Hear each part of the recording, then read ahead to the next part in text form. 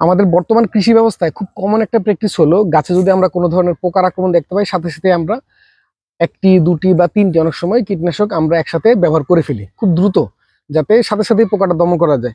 আর এর ফলে তৈরি হচ্ছে আমাদের নানানগত স্বাস্থ্য সমস্যা, পরিবেশগত সমস্যা এবং আরো অন্যান্য অনেক সমস্যা। তো আজকের ভিডিওটা আপনাদের জন্য এই কীটনাশক যে ক্ষতিকর দিকগুলো সেগুলো আমি তুলে ধরবো। তো যারা কীটনাশক ব্যবহার করছেন, পাশাপাশি যারা কৃষি পণ্য ব্যবহার করছেন, তারা এই ভিডিওটা দেখবেন। তাহলে আশা করি আপনাদের কিছু সচেতনতা তৈরি হবে। রাসায়নিক কীটনাশক সম্পর্কে আমরা মোটামুটি সবাই জানি এবং সবাই পরিচিত। আর যারা কৃষিকাজ করি তারা তো এটা ব্যবহার করে থাকি। তো ভিউয়ার্স, আমরা সাধারণত যেসব কীটনাশক ব্যবহার করে থাকি, যেমন ধরুন ইমিডাক্লোরপিড গ্রুপের কীটনাশক বা সাইপারমেথ্রিন গ্রুপ, এছাড়াও আরো অনেক ধরনের কীটনাশক কিন্তু আমরা ব্যবহার করে থাকি। তো বর্তমান যে যুগটা, সেটা হলো যে কীটনাশকের সহজলভ্যতা অনেক বেশি। অনেক অনেক কোম্পানি কীটনাশক তৈরি করছে, আমরা হাতে নাগালে কীটনাশক পাচ্ছি। আর আমরা যখনই কৃষিতে কোনো সমস্যা দেখতে পাচ্ছি, আমাদের জমিতে কোনো সমস্যা দেখতে পাচ্ছি, সাথে সাথে আমরা কীটনাশক কিনে আনছি, কিনে এনে আমাদের জমিতে আমরা প্রয়োগ করছি, করে আমরা সেখানে চাষাবাদ করার চেষ্টা করছি। তো এতে কিন্তু আমাদের তৈরি হচ্ছে নানান ধরনের স্বাস্থ্য সমস্যা। তো এই কীটনাশক যদিও আমি ব্যবহার করে থাকি, তবে আমি খুব সীমিত মাত্রায় ব্যবহার করে থাকি এবং খুব নেসেসারি, যখন এছাড়া কোনো উপায় নেই তখনই আমি ব্যবহার করে থাকি। তো আজকের ভিডিওতে আমি এই কীটনাশকের যে ক্ষতিকর দিকগুলো সেগুলো আমি তুলে ধরবো। তো প্রথমত আমি প্রথম যে সমস্যাটা তৈরি হয় সেটা হলো যে আমরা যারা কীটনাশকটা স্প্রে করে থাকি, আমরা সেটা হলো বিভিন্ন ধরনের স্প্রেয়ারে আমরা কীটনাশক ব্যবহার করে থাকি। এতে আমাদের কিন্তু একদম স্বল্প মেয়াদী স্বাস্থ্য সমস্যা তৈরি হয়। স্বল্প মেয়াদী মানে সাথে সাথে আমাদের এই ইফেক্টটা দেখা যায়, যেটা হলো অনেকেই দেখা যায় একটা বড় জমি কীটনাশক স্প্রে করার পরে তাদের মধ্যে শ্বাসকষ্ট সমস্যা দেখা দেয়, তাদের ত্বকের মধ্যে নানান ধরনের সমস্যা দেখা দেয়।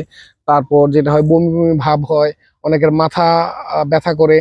এটা কিন্তু এই কীটনাশকের জন্য, এটা কিন্তু আপনারা অনেকেই ফলো করে থাকবেন, যে যারা কীটনাশক আপনাদের বাসা বাড়িতে যদি কেউ থাকে যারা কীটনাশক দিয়ে থাকেন বা নিজেও যদি আপনি দিয়ে থাকেন, সেক্ষেত্রে আপনি দেখবেন এই সমস্যাটা তৈরি হয়। এটার কারণটা হলো কি, কারণটা যখন আমরা কীটনাশক স্প্রে করি বাতাসের মাধ্যমে কিন্তু তার ড্রপলেট গুলো আমাদের শরীরে আসে, আমাদের নাকে মুখে যায়, চোখে যায়, এতে কিন্তু আমাদের এই সমস্যাগুলো তৈরি হয়।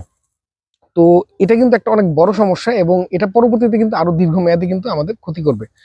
আর এরপর যদি আমি আরো দীর্ঘমেয়াদী সমস্যার কথা বলি, সেটা হলো এই যে কীটনাশক ব্যবহারের ফলে আমাদের কিন্তু, যে যারা কীটনাশক ব্যবহার করছেন তারা ছাড়াও আমরা যেহেতু আমাদের সবজির মধ্যে ব্যবহার করছি, এই সবজিগুলা কিন্তু আমরা খাবার হিসেবে গ্রহণ করছি। তো যেটা হলো প্রত্যেকটা কীটনাশকেই কিন্তু আপনার বলা থাকে যে কীটনাশকটা স্প্রে করার 7 থেকে 14 দিনের মধ্যে এই খাবারটা আপনারা গ্রহণ করবেন না। কারণ হলো কি, কারণটা হলো বেশিরভাগ কীটনাশকটাই এই খাবার মানে সবজিগুলা এবং গাছের মধ্যে পাতার মধ্যে কিন্তু মিশে যায়, গিয়ে ঢুকে যায়, ঢুকে গেলে তখনই কিন্তু এই পোকাগুলা সেই মানে পাতা বা গাছে আক্রমণ করে না। কারণটা হলো যেহেতু কীটনাশক সেখানে থাকে।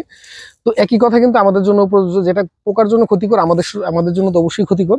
তো আমরা যখন এই 7 থেকে 14 দিন মানে পার হওয়ার আগে যখন আমরা এই সবজিটা আমরা গ্রহণ করি, তখন কিন্তু আমাদের মধ্যে অনেক সমস্যা হয়। যেমন ধরুন যে ক্যান্সার, বর্তমানে কিন্তু আপনারা অনেকেই জানেন আমাদের বর্তমান যুগে কিন্তু ক্যান্সারের প্রকোপ অনেক বেশি। ক্যান্সার আমাদের সমস্যা দেখা দিবে এই কীটনাশক জাতীয়, আমরা যে কীটনাশকটা স্প্রে করার পর সেই সবজিটা যদি আমরা গ্রহণ করে থাকি, তারপর যেটা হয় যে কিডনি বিকল করে দেয় এবং পাশাপাশি যে হরমোনাল কিন্তু অনেক ধরনের সমস্যা তৈরি করে। এটার কথা না ভিউয়ার্স, এটা কিন্তু WHO এর কথা, যে এই কীটনাশক ব্যবহার করার কারণে এই সবজিগুলো আমরা খাবার হিসেবে গ্রহণ করার কারণে আমাদের কিন্তু এই হরমোনাল যে সিস্টেমটা থাকে সেখানে কিন্তু ক্ষতি হয়।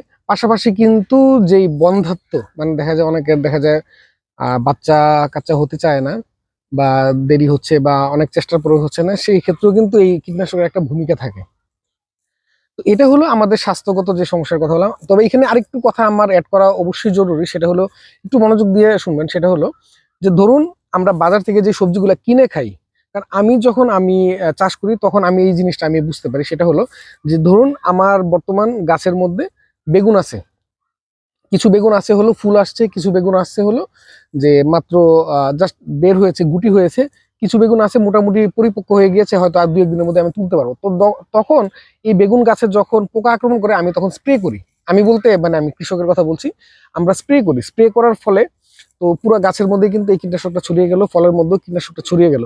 তো সেই যে কিছু বেগুন আছে যেটা কয়েকদিনের মধ্যে পরিপক্ক হবে, তখন কিন্তু আমরা সেটা তুলে ফেলছি, তুলে কিন্তু আমরা সেটা বাজারে দিয়ে দিচ্ছি। এতে কি হয় যে কিছু দেখা যায় এই নতুন যে বেগুনটা আমরা যখন আবার দেখা যায় 14 দিন পর কিন্তু এই কীটনাশকের প্রভাবটা মুক্ত হবে, কিন্তু এই 14 দিনের মধ্যে অনেকেরই দেখা যায় বেগুন কিন্তু পরিপক্ক হয়ে গিয়েছে, সেটা কিন্তু তারা তুলে বাজারে নিয়ে যাচ্ছেন, তো বাজারে আমরা যখন এই বেগুন বলুন বা অন্যান্য সবজিগুলা কিনি আমরা কিন্তু জানি না এই সবজিগুলোর মধ্যে কোন সবজিটা যে কীটনাশকটা, কোন সবজির মধ্যে কীটনাশকটা দেওয়া হয়েছে 14 দিন আগে আর কোন সবজিটার মধ্যে দেওয়া হয়েছে কয়েকদিন আগে। আর এটা অবভিয়াস যে বাজারে যখন আমরা সবজি দেখতে পাই, 1 কেজি সবজির মধ্যে যদি 10টা বেগুন থাকে, এর মধ্যে অন্তত পক্ষে কয়েকটা বেগুন আছে যেটা হলো যে কীটনাশকের উপস্থিতি তখন আপনি সেটার মধ্যে পাবেন। কারণ হলো কীটনাশকটা স্প্রে করা হয়তো কয়েকদিনের মধ্যে, কিন্তু সেই বেগুনটা তুলে এনে বাজারে দেওয়া হয়েছে। এটা শুধু বেগুন না, অন্যান্য সকল ধরনের সবজির কথাই আমি বলবো, লাউয়ের কথা বলবো। যেমন ধরুন আমি লাউ চাষ করি, আমার লাউয়ে কিন্তু প্রচুর পোকার আক্রমণ হয়।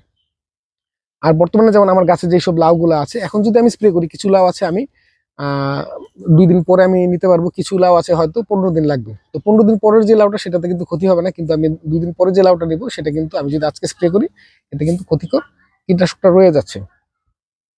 আচ্ছা, তো এবার আসি হলো আমাদের পরিবেশগত সমস্যার কথাই যদি বলি। পরিবেশগত সমস্যা, প্রথম কথা হলো যে মাটির মধ্যে কিন্তু প্রচুর পরিমাণ অণুজীব থাকে, যেটা হলো আমাদের মাটির স্বাস্থ্য ভালো রাখে। পাশাপাশি মাটিতে থাকে কেঁচো, যেটা হলো মাটির গঠন ভালো রাখতে সহায়তা করে। তো আমরা যখন এই কীটনাশক স্প্রে করি তখন কিন্তু তাদের জন্য খুবই ক্ষতিকর এবং তারা কিন্তু মারা যায় এবং বা সেখান থেকে সরে যায়। তো এর কারণে যেটা হয় যে আমার মাটিটা কিন্তু বন্ধ হয়ে যাচ্ছে, মাটিটা অনুর্বর হয়ে যাচ্ছে, মাটির গঠন নষ্ট হয়ে যাচ্ছে। তো যখন আপনি খুব ঘন ঘন আপনি কীটনাশক ব্যবহার করবেন তখন কিন্তু মাটিটা ভালো থাকছে না।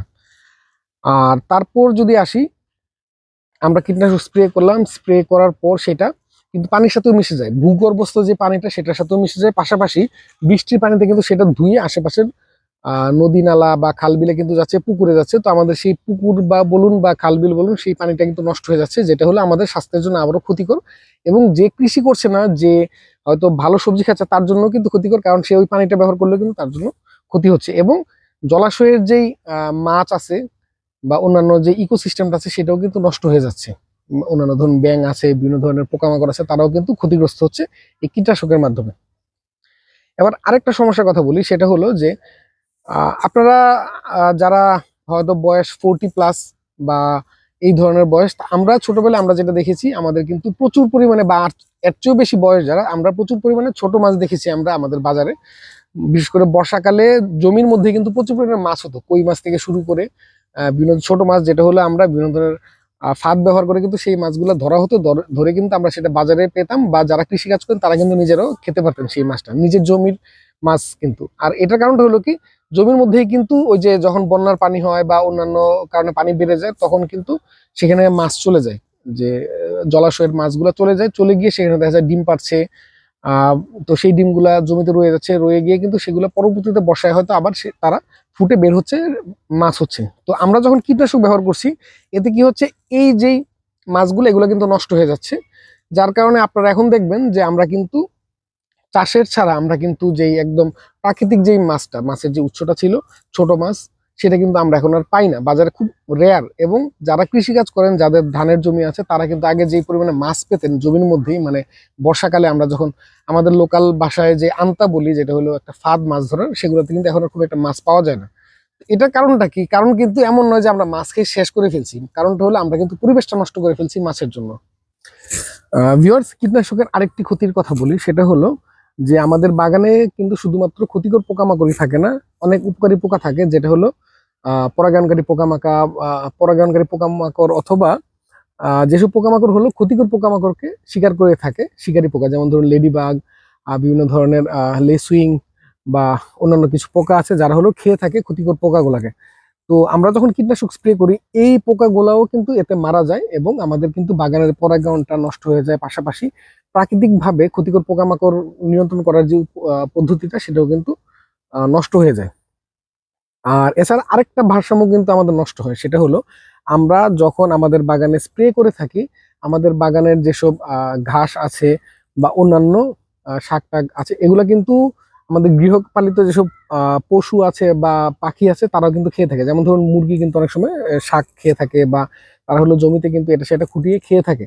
তো তখন কিন্তু তাদের শরীরেও কিন্তু এই কীটনাশকটা যাচ্ছে। পাশাপাশি যখন ঘাসের মধ্যে যাচ্ছে, গরু বা ছাগল সেই ঘাসটা খাচ্ছে, তাদের শরীরেও কিন্তু এই কীটনাশকটা যাচ্ছে। এবং আমাদের তাদের শরীরে ক্ষতি হওয়ার পাশাপাশি আমরা যখন তাদের মাংস হিসাবে আমরা খাবার খেয়ে থাকি, মানে গ্রহণ করে থাকি, তখন কিন্তু সেটাও আমাদের ক্ষতি হচ্ছে। আর আরেকটা ক্ষতি, last but not the least, সেটা হলো যে আমরা যে কীটনাশকটা স্প্রে করছি, এটা রাসায়নিক কীটনাশক। আর যেটা হলো যে যেসব পোকামাকড় উদ্দেশ্য করে আমরা করছি, আমরা যত স্প্রে করতে থাকবো তাদের কিন্তু ততই তারা এটার ইমিউনিটি তৈরি করে ফেলে, মানে এই কীটনাশকের বিরুদ্ধে। মানে আমরা স্প্রে করতে করতে ওদের মধ্যে কিন্তু রোগ প্রতিরোধ, দুঃখিত, রোগ না, এই রাসায়নিক কীটনাশকটা প্রতিরোধ ক্ষমতা তাদের মধ্যে তৈরি হয়ে যায়, যার কারণে আপনি যখন মানে স্প্রে করতে করতে এক সময় দেখবেন যে এই কীটনাশকগুলো আর কাজ করছে না। আপনি হয়তো সাদামাছির জন্য একটা কীটনাশক স্প্রে করলেন, কিন্তু সাদামাছির মধ্যে সেটা আর কাজ করছে না। কারণ আমরা যখন রেগুলার, আমরা সবসময় আমরা এই কীটনাশক ব্যবহার করতে থাকবো, তখন কিন্তু প্রাণীর মধ্যে এই প্রতিরোধ ক্ষমতাটা তৈরি হয়ে যাবে। তো ভিউয়ার্স, ভিডিওটা এমনিতে অনেক লম্বা হয়ে গিয়েছে, আর এই কীটনাশকের ক্ষতির কথা তো অনেক বললাম, কিন্তু কীটনাশকের বিকল্প হিসেবে আমরা কি করতে পারি আমি সামনের আরেকটি ভিডিওতে আমি সেটা তুলে ধরবো। তো আমার চ্যানেলে সাবস্ক্রাইব করবেন, তাহলে পরবর্তী ভিডিওটা আপনারা পেয়ে যাবেন। আর চ্যানেলে অন্যান্য অনেক ভিডিও আছে অর্গানিক কৃষি পদ্ধতি নিয়েও, তো আপনারা সেগুলো দেখবেন। তো সবাই ভালো থাকবেন, ধন্যবাদ।